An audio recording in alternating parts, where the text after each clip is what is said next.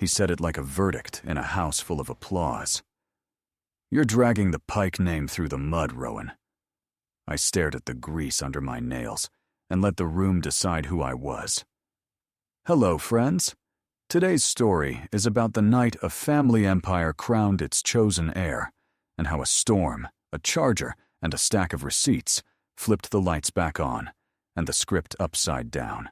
I'm Rowan Pike, 30 years old, second son of Martin Pike, founder of Pike Motor Group, a ring of dealerships that grew from a gravel lot to glass showrooms across our lakeshore towns. My brother, Julius, wore success like a tailored suit. He had the Stanford pedigree, the MBA diction, and the habit of speaking in phrases that sounded like they already lived on billboards. Me?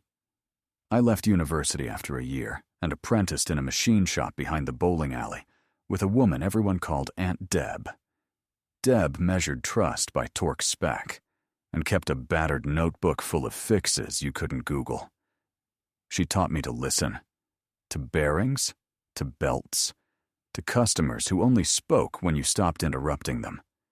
The night of Julius's graduation party, the house smelled like cedar and expensive whiskey. Investors milled. People laughed too loudly at jokes that only proved they were invited. Dad clinked a glass and praised vision. Julius smiled like a politician's son in a magazine spread. When my father's eyes found me, shop shirt, work boots, a crescent of black under the cuticle, he leaned into his line. "Rowan's good with his hands," he told the room. "Julius understands the future." Polite laughter, a couple of pity nods. I finished my beer near the kitchen door and thought about the hidden room that was keeping me sane.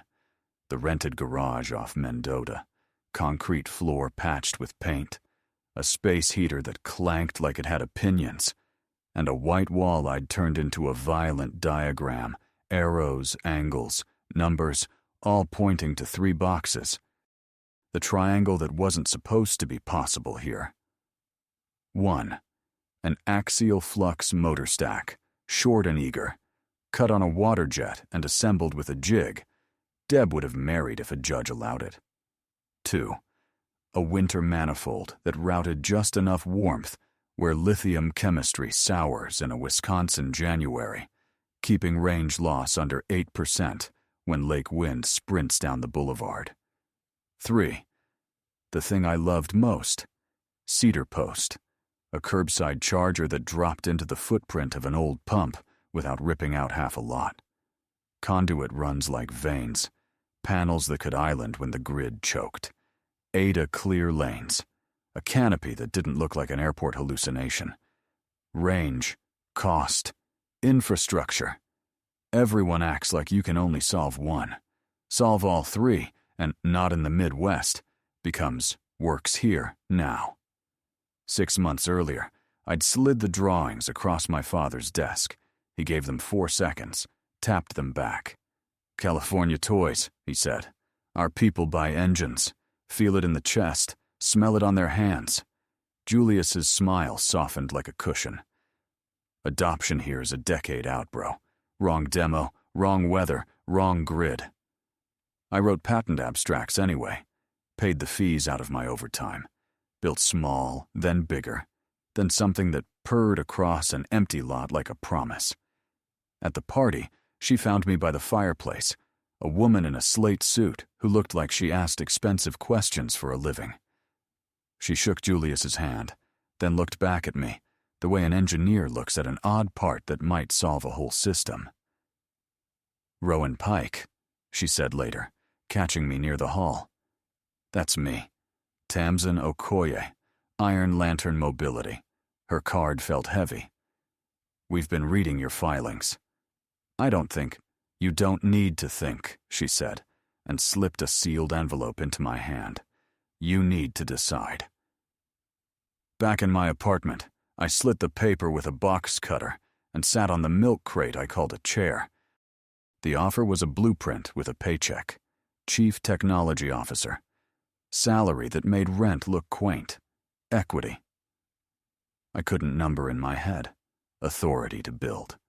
a door in the wall I'd been pushing for years. I slept with the envelope under the pillow, like a kid hiding a comic book. The next morning, I gave my father one more chance to surprise me.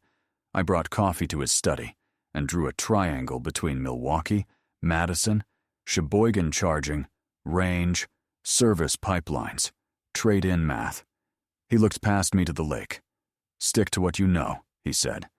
"Julius handles strategy." What I knew was torque curves and charger schematics. What I suddenly also knew was that strategy is choosing whose voice you let subtitle your life. I signed with Iron Lantern. Rockford, Illinois, smelled like cut steel and second chances.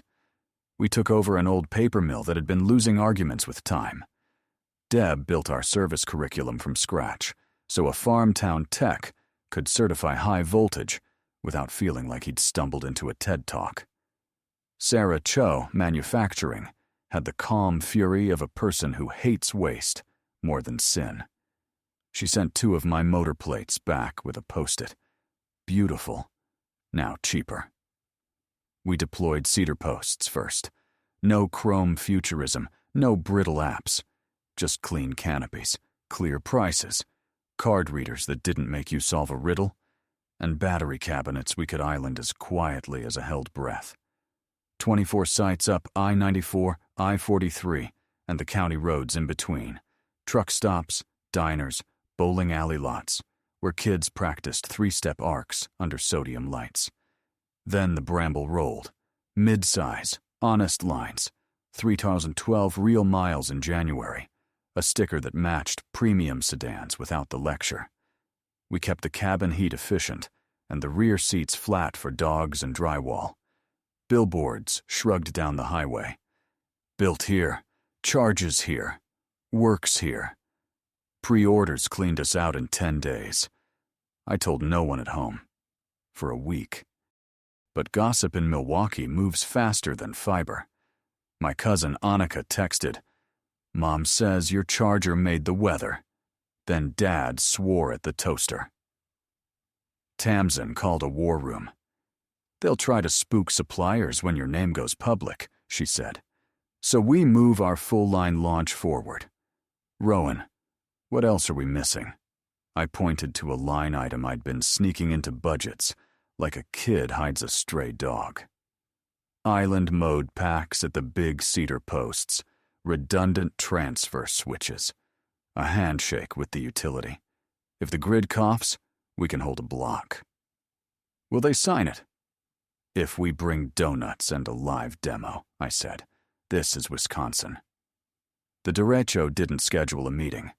It came hard at 4:19 p.m. on a Tuesday in August, a flat blast that snapped trees and peeled shingles. The grid buckled. Half the county went dark. Deb and I loaded 4 Brambles with extension reels, med coolers, battery packs, and a binder labeled shelter mode.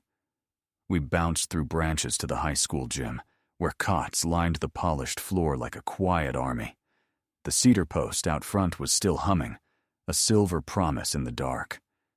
I popped the side panel, flipped the islanding sequence, checked sawtooth on the scope. The canopy lights woke first, then the vestibule fluorescence, then the low hum of fans like a city exhaling. A kid near the cots clapped once, then twice. Then the room cheered the way people cheer when the thing they didn't know they believed in actually happens. We parked a Bramble by the bleachers and ran 4 circuits.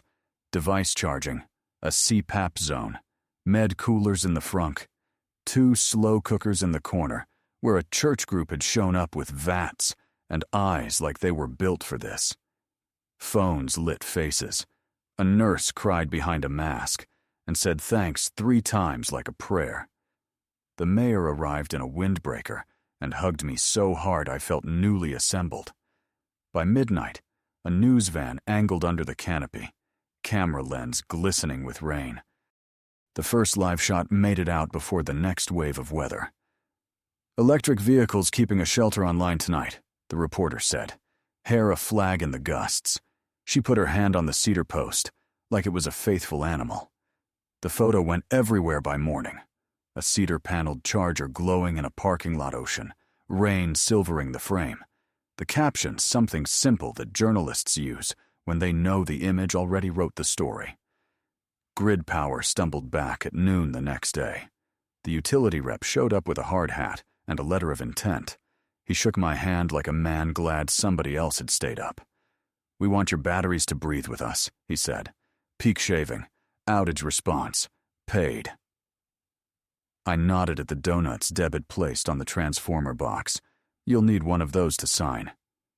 We laughed the way tired people laugh when they're choosing to keep moving. 2 weeks later, my father called. No hello, just boardroom. 9. I printed the numbers. Charger uptime curves, service ticket closures, a map where our cedar posts glittered like a constellation that made more sense than the old ones. I added the utility LOI and a sheet marked Receipts in bold. This is not legal advice, but I keep receipts emails with timestamps, signed permits, grid logs, invoice histories, because when you fight narratives, facts are your only quiet weapons. The Pike boardroom looks built for watching storms make decisions. My father at the head, Julius to his right, jaw tight. 2 directors, the family lawyer, a private equity guy with a haircut that says he flips companies like pancakes. "We know you're Iron Lantern's CTO," Julius said. I set the folder down. "I am." "You took what you learned here and sold it," my father said. "I built what you refused to read," I said, calm like a level bubble. "In our backyard, for our neighbors." I slid the map across the table.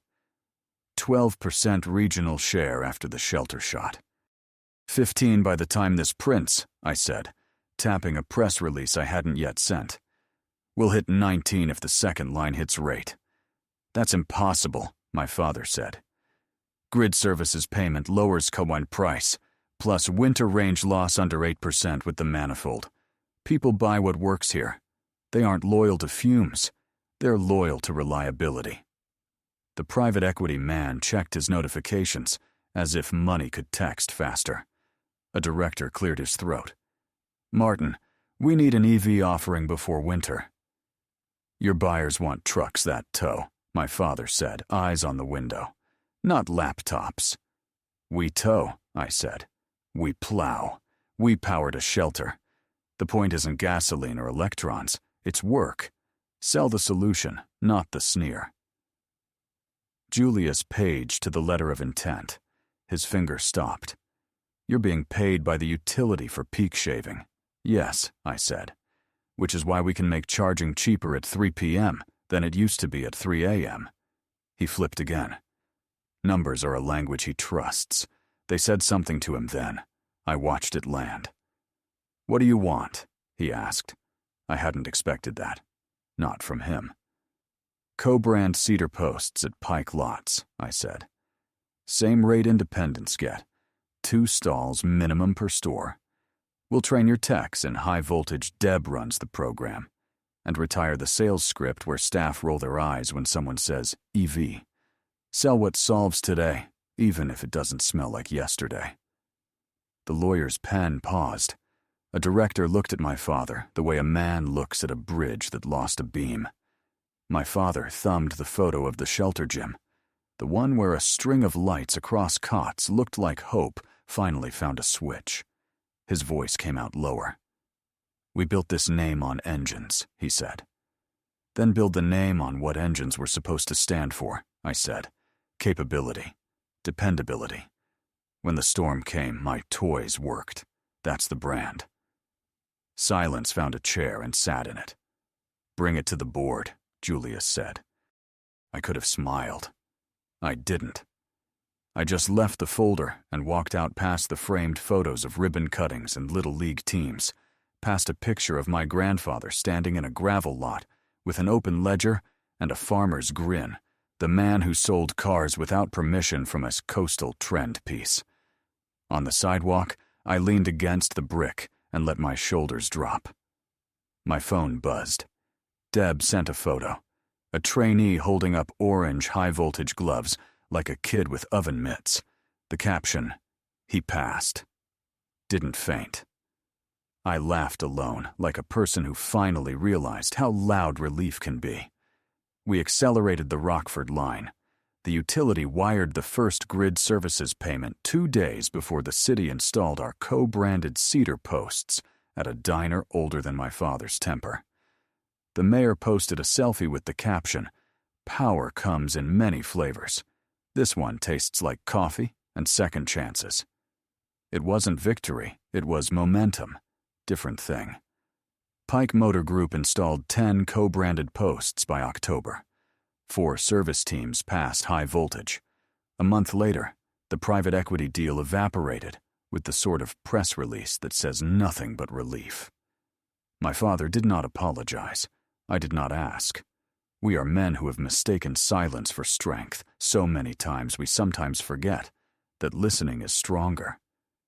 But on a gray Wednesday, he appeared at the Rockford plant in a worn Carhartt. Deb handed him ear protection.